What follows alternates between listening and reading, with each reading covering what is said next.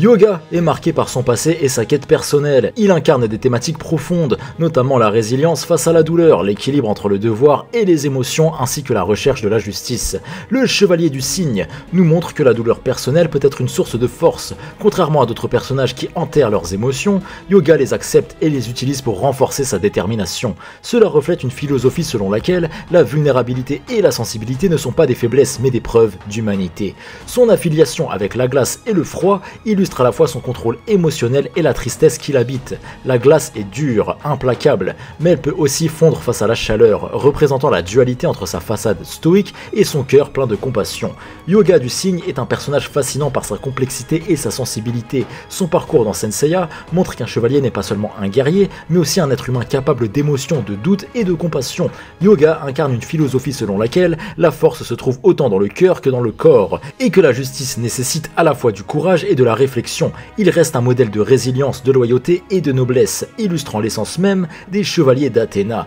Le cygne, emblème de Hyuga, est un animal qui évoque à la fois la grâce et la résistance. Et cela reflète parfaitement le caractère de Hyuga, qui allie une grande élégance dans ses techniques et une force intérieure remarquable. Le cygne est également associé à l'eau et à la glace, éléments qui symbolisent le calme et la maîtrise. Hyuga surmonte de nombreuses épreuves, qu'il s'agisse de la perte de sa mère, des affrontements avec ses mentors ou des combats pour Athéna. Combats au cours desquels il en ressort toujours grandi. Parmi les chevaliers de bronze, Hyuga est souvent considéré comme l'un des plus sensibles et l'un des plus réfléchis. Il exprime une humanité profonde, que ce soit dans son lien avec sa mère, ses amis ou ses ennemis. Il montre souvent de la compassion pour ceux qui l'affrontent. Cette attitude reflète une vision philosophique, selon laquelle la violence n'est pas une fin en soi, mais un moyen nécessaire pour protéger la justice. Il ne combat pas par plaisir ou par haine, mais par devoir, ce qui fera qu'il aura à son actif des combats légendaires qui nous ont tous marqués. Et Hyuga peut également se vanter d'avoir à son palmarès le meilleur combat de toute l'œuvre Saint-Seiya. Moi c'est Pegasus et aujourd'hui on va s'intéresser aux 5 meilleurs combats de Hyuga dans Saint-Seiya. En tout cas, n'hésitez pas à me partager en commentaire ce que vous pensez du personnage de Hyuga et surtout quel est votre combat favori de ce mec là.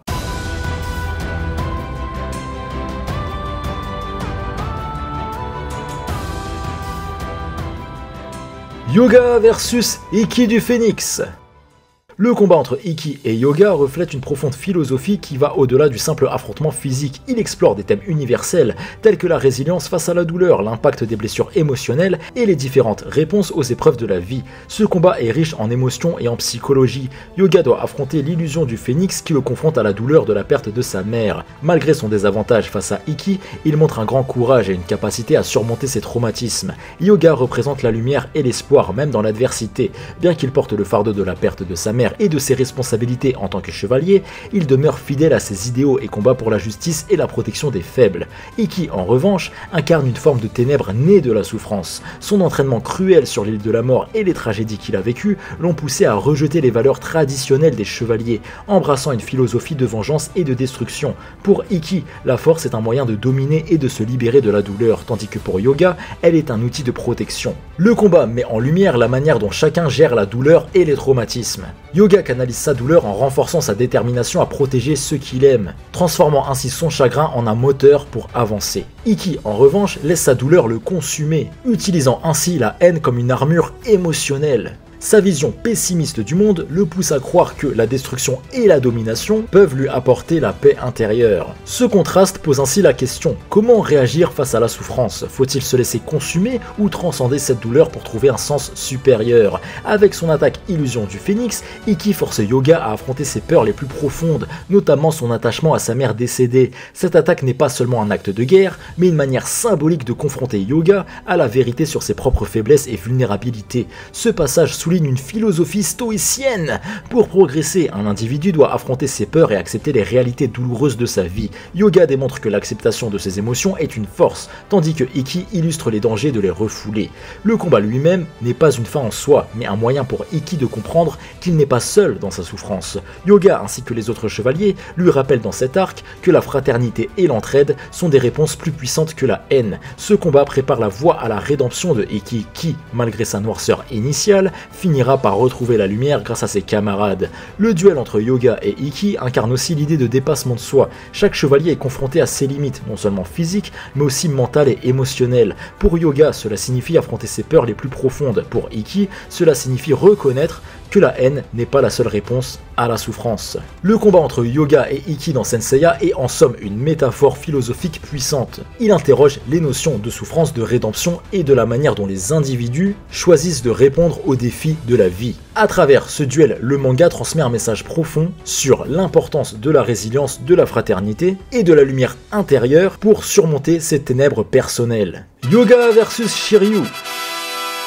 Une thématique clé dans Senseiya est la capacité des chevaliers à surmonter des influences extérieures grâce à leur propre force mentale et émotionnelle. Et ce combat en est une représentation directe. L'affrontement entre Shiryu et Hyuga sous l'identité de Midgard dans le film La Bataille des Dieux est un affrontement marquant, riche en symbolisme et en enjeux émotionnels. Ce duel met en lumière la dualité entre deux chevaliers de bronze alliés mais temporairement opposés par des forces extérieures. Deux frères qui s'affrontent. Forcément, ça nous touche et ça nous fait très mal de voir ça. Bon, même si ce combat n'est pas canon du tout, il se trouve dans un film, je trouvais vraiment ça cool d'en parler parce qu'il est vraiment incroyable. Hyuga, sous le contrôle de Derbal, agit en tant que Midgard, un guerrier divin masqué. Shiryu, déterminé à libérer Asgard et à sauver son frère, doit affronter Hyuga malgré leur camaraderie. Le combat se déroule dans un environnement glacé, propice aux attaques de Midgard, qui exploite ses pouvoirs liés à la glace et au froid. Shiryu, bien qu'affaibli par les blessures accumulées dans les combats précédents, refuse d'abandonner et insiste pour briser le contrôle exercé sur Hyuga.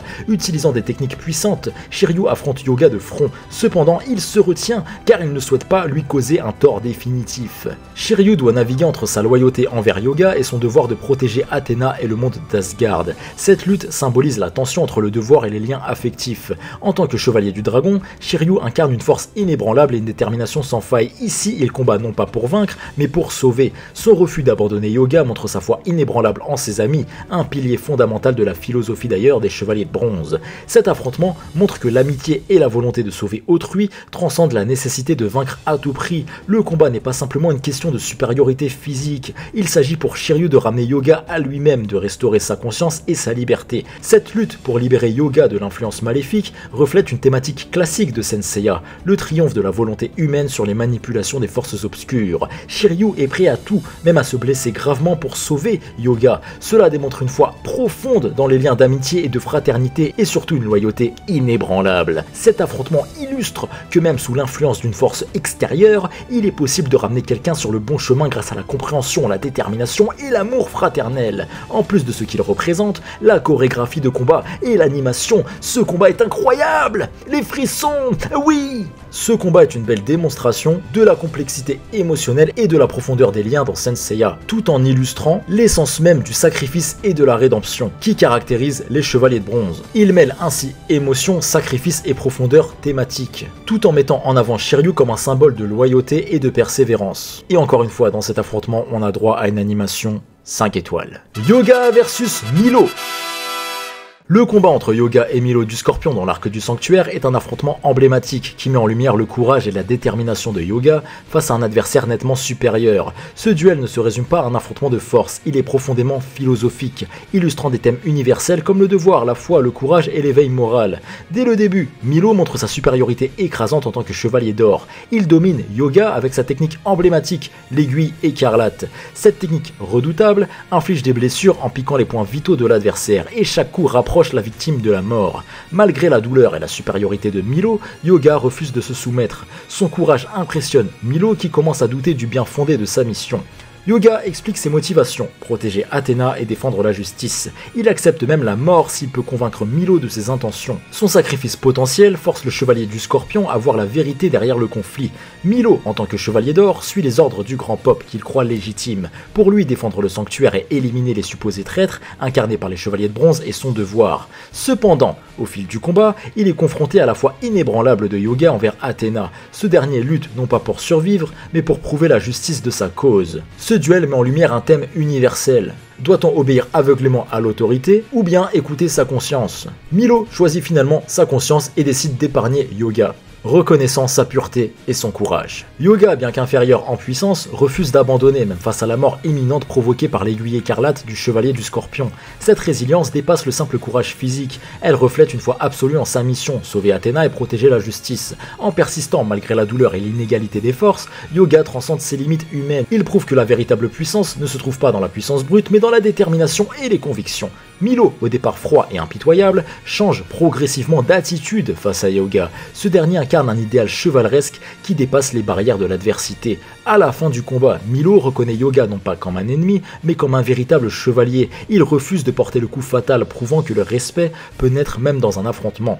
Milo, tout comme les autres chevaliers d'or confrontés aux chevaliers de bronze, vit un éveil moral. Son combat contre Hyuga devient un processus d'introspection où il questionne ses croyances initiales. Ce n'est pas seulement Hyuga qui prouve sa force, c'est également Milo qui évolue en tant que chevalier, passant d'un soldat aveuglément fidèle à un défenseur éclairé de la justice. Le chevalier du Scorpion, bien que beaucoup plus puissant que Hyuga, ne gagne pas au sens moral du terme. Ce n'est pas sa force brute qui décide de l'issue de l'affrontement, mais la foi et la détermination de Hyuga. Ce duel illustre que la puissance sans un idéal ou une cause juste est vide de sens. Un vrai chevalier est défini par son cœur autant que par sa force. Le combat entre Hyuga et Milo est crucial pour la progression de l'intrigue. Ce duel est également un exemple parfait du style de Senseiya, où la victoire repose souvent sur le cœur et l'âme plutôt que sur la puissance brute. Hyuga versus Isaac.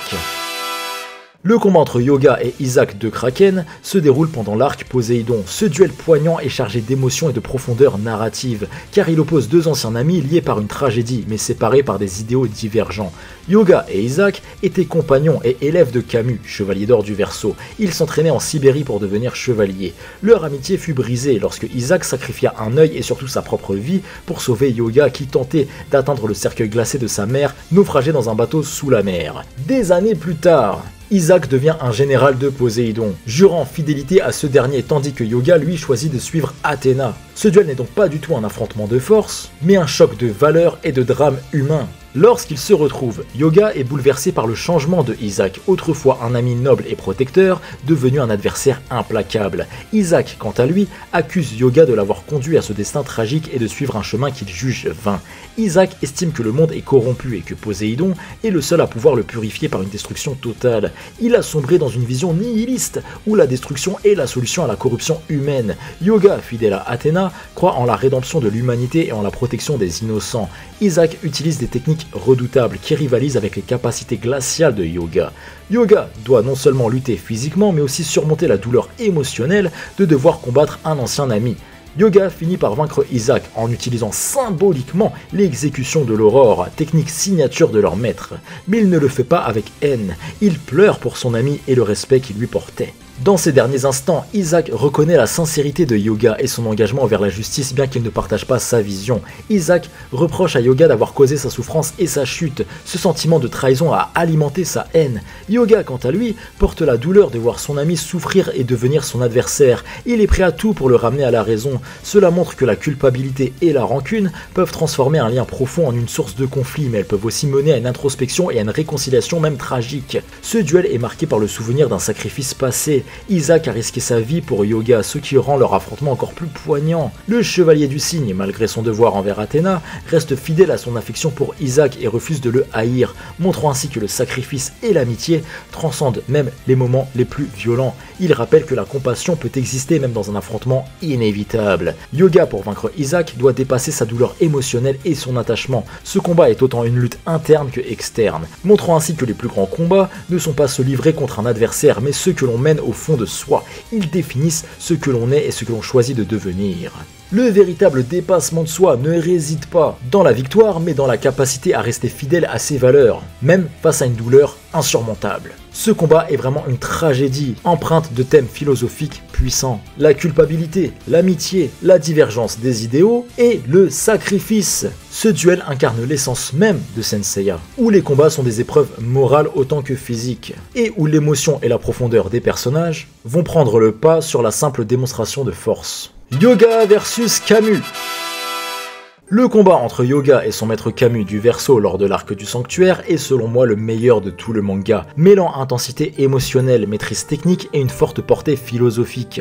Ce duel oppose non seulement maître et élève, mais aussi deux visions de la force, de l'amour et du devoir. Camus, le maître de Hyuga, l'attend dans la maison du Verseau pour le pousser à dépasser ses limites. Camus souhaite enseigner à Hyuga la véritable puissance du froid absolu, mais aussi lui faire comprendre que son manque de gestion dans ses émotions peut devenir un fardeau. Il souhaite lui transmettre un ultime ultime enseignement. Le duel est à la fois technique et philosophique. Camus utilise tout son savoir pour obliger Hyuga à surpasser ses limites. Il l'avait même auparavant enfermé en larmes dans un cercueil de glace dans la maison de la Balance, afin de lui épargner les potentielles souffrances lors de la bataille des 12 maisons. Finalement, Hyuga surprendra son maître et le rendra fier en recopiant sa technique suprême, l'exécution de l'aurore, et à contre-cœur, le vaincre. Camus a été un mentor pour Hyuga, lui enseignant la maîtrise de la glace et du cosmos. Ce combat met à l'épreuve la relation profonde qu'ils partagent. Pour Camus, ce duel n'est pas une confrontation, mais un ultime enseignement destiné à faire de Hyuga un chevalier accompli. L'enseignement véritable ne s'arrête pas à la transmission des techniques. Il exige parfois de mettre l'élève face à des défis qui semblent cruels, mais qui servent à révéler son plein potentiel. Camus reproche à Hyuga son attachement émotionnel à son passé. Selon lui, cela l'affaiblit et l'empêche d'atteindre le froid absolu. Les émotions peuvent être une source de faiblesse, mais aussi une force inestimable si elles sont acceptées et maîtrisées, comme le démontrera Hyuga. L'équilibre entre le cœur et la raison est essentiel pour atteindre la véritable puissance. Camus force Hyuga à surpasser ses limites en utilisant des techniques ultimes. Il pousse son élève à atteindre le niveau d'un chevalier d'or, si ce n'est plus. Hyuga, sous la pression et le respect envers son maître, réussit à canaliser son cosmos au-delà de ses limites pour maîtriser l'exécution de l'aurore. Cela nous montre que le véritable pouvoir naît du dépassement de soi et des enseignements tirés des épreuves. Ce processus implique souvent une douleur profonde, mais c'est à travers cette souffrance que l'on atteint la transcendance. Cet affrontement, en plus de sa profondeur, nous offrira dans la version animée une chorégraphie et une qualité d'animation 5 étoiles. Et puis surtout, les musiques de Seiji Yokoyama ont su rendre cet affrontement encore plus bouleversant qu'il ne l'est déjà. Camus symbolise la froide logique du devoir, cherchant à rendre Hyuga plus fort en l'obligeant à sacrifier son attachement. Hyuga, de son côté, croit fermement que l'amour et le respect pour ses proches ne sont pas des faiblesses, mais des forces. Cet amour devient finalement le moteur de sa victoire. L'équilibre entre l'amour et le devoir, le cœur et l'esprit est une dualité que chaque guerrier doit résoudre. La force véritable réside dans la capacité à harmoniser ces deux aspects opposés. Camus accepte volontairement sa défaite pour que son élève puisse grandir. Son ultime enseignement est que Hyuga doit devenir plus fort non seulement pour lui-même, mais aussi pour protéger ceux qu'il aime. La mort de Camus n'est pas une fin, mais une transmission de son héritage à Hyuga. Un maître doit parfois se sacrifier pour permettre à son élève d'évoluer. Ce sacrifice devient un acte d'amour et de foi en la prochaine génération. Ce combat est vraiment une bataille d'idéaux, d'émotions et de convictions, qui reste l'un des moments les plus émouvants et philosophiques de tout Senseiya. Le meilleur combat de tous les temps. Oui, si la glace peut sembler froide et impassible, elle cache souvent une chaleur intérieure, tout comme Hyuga, dont le cœur est profondément compatissant malgré sa façade stoïque. Cela illustre que la force et la douleur ne sont pas opposées, mais complémentaires. En somme, Hyuga représente un équilibre entre l'émotion et le devoir, la résilience face à la douleur et la quête d'une justice compatissante. Son parcours illustre que la véritable force ne se trouve pas seulement dans les techniques de combat, mais aussi dans la capacité à affronter ses propres démons intérieurs et à rester fidèle à ses principes. Hyuga est une figure profondément humaine qui montre que même dans un univers épique, ce sont les valeurs et les convictions personnelles qui définissent véritablement un héros. Hyuga illustre que même si le destin est préécrit, il est possible de choisir comment on y répond. Cela se manifeste dans sa capacité à prendre des décisions difficiles, comme sacrifier ses attaches personnelles pour accomplir sa mission. Et toi, as-tu déjà ressenti la Cosmo-énergie ?